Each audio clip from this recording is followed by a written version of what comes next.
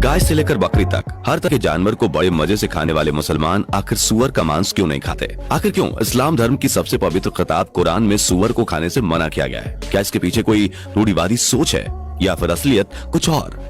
आज के इस वीडियो में सुअर के मांस और मुसलमानों के बीच के दुश्मनी की हर एक बात आपके सामने रखेंगे, जिसे सुनने के बाद आप हिंदू हो या मुसलमान, आपके होश उड़ जाएंगे। लेकिन हम वीडियो में आपको आगे कुछ बताएं उससे पहले आप हमें कमेंट करके बताइए कि क्या आप मांस मछली खाने वाले नॉन वेजिटेरियन इंसान हैं या फिर ब्राह्मणों की तरह शुद्ध शाकाहारी खाना खाते हैं। क्योंकि दोस्तों, दुनिया भर के तमाम धर्म और जाति में आपको शुद्ध शाकाहारी लोग मिल जाएं, लेकिन इस्लाम धर्म को मानने वाले शायद ही कोई ऐसा होगा जो खुद को शाकाहारी कहे, क्योंकि इस धर्म से जुड़े लोग अरब के देशों से ताल्लुक रखते हैं। इनकी शुरुआत वहीं से हुई जहां दूर दूर तक सिर्फ और सिर्फ रेगिस्तान ही दिखाई देता है। ऐसे में साग सब्जी खाना इनके लिए मुमकिन नहीं था।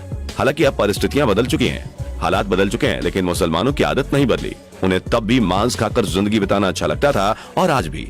लेकिन एक चीज ऐसी है जिसे खाना तो दूर की बात, उसका नाम लेने से भी मुसलमान कतराते हैं। जी हाँ, और वो चीज है सुअर का मांस। जी, सुअर के मांस को कोई भी मुसलमान नहीं खाता और ना ही कोई सुअर का नाम लेना पसंद करता है। असल में मुसलमानों की जिंदगी में होने वाली हर एक चीज पर, चाहे उनका खाना पीना हो या उठना बैठना, यहाँ तक कि उनके बात करने के तरीके तक में कुरान पाक की दी हुई नसीहतें झलकती हैं। हर एक सच्चा मुसलमान कुरान में लिखी बातों का पालन करता है और इसी किताब में उन्हें सुअर का मांस खाने से हरगिज मना किया गया है। पर सवाल ये आता है कि आखिर सुअर के मांस में ऐसा क्या है जिसे उनकी सबसे पवित्र किताब ने ही नकार दिया है? दोस्तों, हम सभी जानते हैं कि इस्लाम धर्म में मांस खाना पूरी तरह से जायज है, लेकिन मांस में क्या चीज खाई जा सकती है और क्या नहीं, इसके भी पूरे नियम कानून कुरान पाक में दिए हुए हैं। ठीक उसी तरह जैसे इस्लाम में शराब पीना हराम माना जाता है, वैसे ही इस्लाम धर्म में सुअर खाना भी मना है।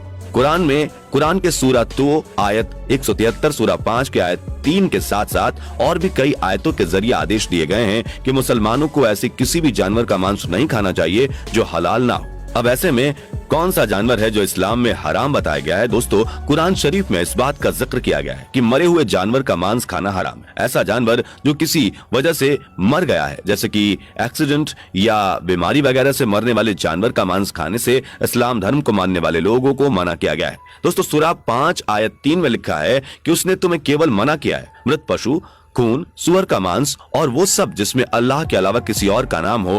हालांकि अगर किसी की मजबूरी है तो बिना इच्छा किए उस पर कोई बात नहीं है, क्योंकि अल्लाह वाकई में रहमत करने वाला और माफ करने वाला है। दोस्तों, यहाँ पर खास तौर पर सुअर के मांस को ना खाने की हिदायत दी गई है और सिर्फ इस्लाम धर्म की धार्मिक किताब कुरान में ही सुअर के मांस को नापाक नहीं बताया गया, बल्कि अगर आप बाइबल उठाकर देख लेंगे तो उसमें भी सुअर के मांस को खाने से मना किया गया है। बुक ऑफ लेविटिकस के चैप्टर नंबर 11 वर्स नंबर 7 में सुअर को ना खाने का उल्लेख किया गया है। अब ये दोनों ही धार्मिक किताबें सुअर के मांस को ना खाने को कहती हैं, तो आखिर सुअर के मांस में समस्या क्या है? दोस्तों, इस सवाल का जवाब छुपा हुआ है सुअर के कैरेक्टर में। जी हाँ, जिस तरह अगर इंसान का कैरेक्टर खराब हो तो लोग उसे दूरी बना लेते हैं, ठीक उसी तरह सुअर की खराब नीयत के चलते कोई उसे पसंद नहीं करता।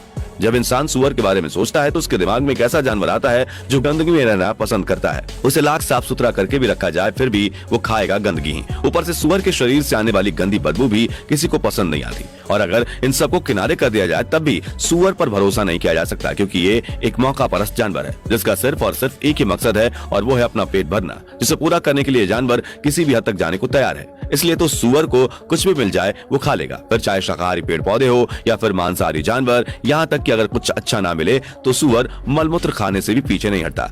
सुअर को इस बात से रत्ती भर भी फर्क नहीं पड़ता कि जो वो खा रहा है वो सही है या गलत, उसे तो बस अपना पेट भरने से मतलब है। यही वजह है कि सुअर को दुनिया के सबसे गंदे जानवर के तौर पर जाना जाता है। अब कई लोग बोलेंगे कि विकसित देशों में तो ये काफी साफ सुथरे दिखाई देते हैं। तो दोस्तों, ये सुअर है, चाहे जितने भी साफ सुथरे क्यों ना दिखाई दे, इनके अंदर की गंदगी कभी जाती नहीं है। तभी तो बिल्कुल साफ जगह पर रहने के बावजूद इनके एक दूसरे का मल खाने की आशंकाएं बनी रहती हैं।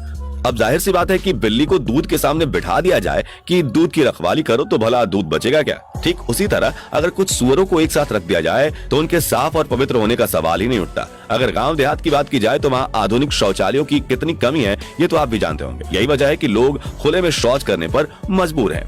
ऐसे में सुअर को कुछ न मिलने पर वो उसका भी सेवन कर लेते हैं। अब जो जानवर दूसरों के मलमूत्र को खाता है उसे भला कौन अपने पेट का भोजन बनाना चाहेगा? कई लोग ये तर्क देते हैं कि ऑस्ट्रेलिया जैसी जगहों पर सुअर का पालन पोषण बिल्कुल साफ सुथरे तरीके से होता है, और हाँ, ये बात सच भी है। विदेशों में सुअर को अक्सर अच्छे वातावरण में रखा जाता है और उनका पूरा ख्याल भी रखा जाता है, लेकिन जैसा कि हमने आपको बताया, गंदगी इनके नीयत में भरी हुई है।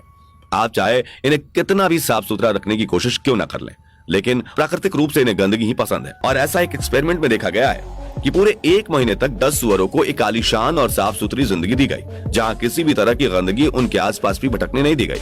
और ये सभी सुअर बिल्कुल भी गंदगी के बारे में नहीं जानते थे, लेकिन जब 1 महीने बाद इन सुअरों को गंदगी में छोड़ा गया तो सभी सुअर उसमें ऐसे खेलने लगे जैसे कि अपने बिछड़े हुए यार से मिल रहे हों। और अगर बात केवल